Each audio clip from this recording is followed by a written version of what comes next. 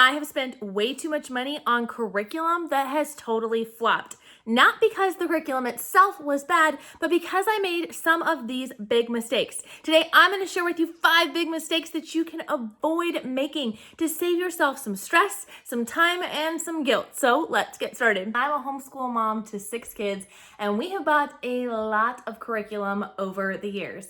We have a wide variety of needs and personalities in our home. We have neurodivergent learners, opinionated learners, and more. And through much trial and error, I have learned a lot of what not to do when it comes to buying your homeschool curriculum for the year. So here are the 5 biggest mistakes I made when purchasing curriculum, and that I wish someone would have told me about so that I could have avoided many of the mistakes I've made over the years. The first big mistake I made was choosing based on someone else's highlight reel. Choosing something just because somebody else recommended it and assuming it would fit my child instead of looking at the actual real needs of my home and my family and my lifestyle at the time. I saw what I thought was the perfect curriculum out there for math. So I bought everything there was all at one time. And of course, 2 weeks in, we ended up having tears and frustrations and ended up having to call it quits, not because the math curriculum was bad, but because I didn't think about my specific family and what they needed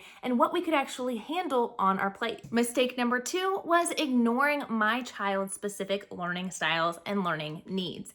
Now, this is something that is so easy to do, especially as a large family homeschool mom. I can find a curriculum that I love to teach or that we really enjoy and try to apply or put that curriculum on all of my children. I have seen this work time again against my favor, and I have been so frustrated to find that maybe that curriculum that I loved for my oldest didn't work so well for my third. It could be a workbook heavy curriculum that makes my neurodivergent learner completely shut down.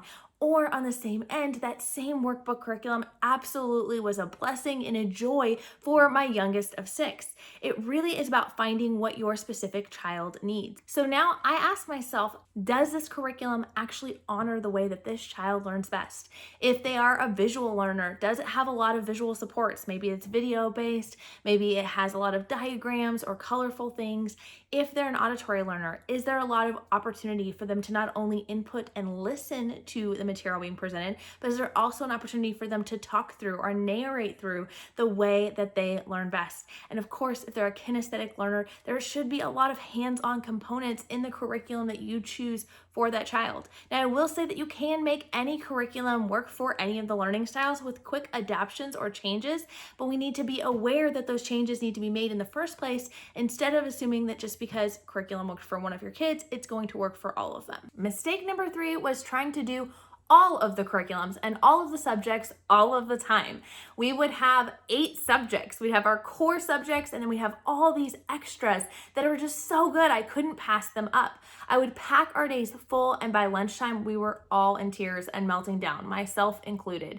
This ended in a lot of misery and frustrations. And I have learned that while there are extras that are beautiful and great, they don't all need to be done right now. And they don't all have to be a part of school. You can explore a lot of different subjects and learning in your own free time, and it takes a little bit of the pressure off. I've learned to master the majors and minimize the fluff. And I've learned to appreciate in the midst of this that we can go deep in a subject and really learn it well and not feel like we have to go wide and learn all the things. Because as homeschooling parents, if we equip our kids with a love of learning, they can go learn all of those other things on their own, and they will enjoy it more when it's something they seek out. Mistake number 4 was switching too fast or too slow when it came to curriculums that weren't working. I went through a season where I would do 1 week of a curriculum, and if it didn't work, I would pitch it way too fast and not giving it a good opportunity to try. And then other times where I've been determined that I need to stick with this curriculum so I don't waste money,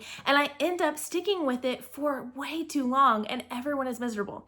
I now have found a good balance balance where I try to give a curriculum 4 to 6 weeks minimum, and sometimes even a semester, to really see if it is a good fit for our family. Now, this is all done with grace. Sometimes you do just know right away, but if you find yourself switching curriculums too often, it can cause a disconnection for your kids. It can cause confusion and cause there to be a lot of making up to do. It's not wrong to stop a curriculum that is not working, but it is important not to make that decision too fast or too slow. The fifth mistake was definitely forgetting that mom matters too. Yes, our children's learning styles matter, but so does our teaching style. If you are a mom that hates to have scripted lessons that are open and go, you would rather use your own words and go with the flow, then maybe those curriculums aren't right for you. For me, I chose curriculums that were very hands-on and that had a lot of messy opportunities for learning and lots of crafts initially when I started homeschooling.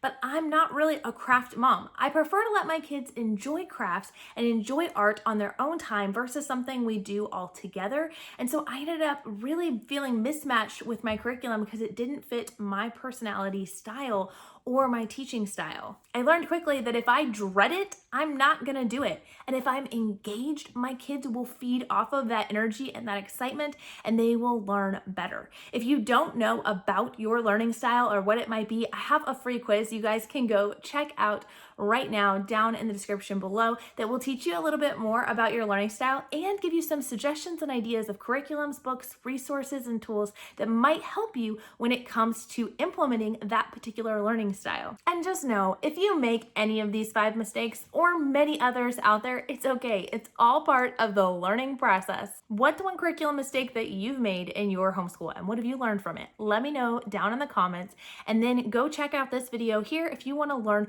when is it time to pivot and when is it time to pitch a curriculum in your home.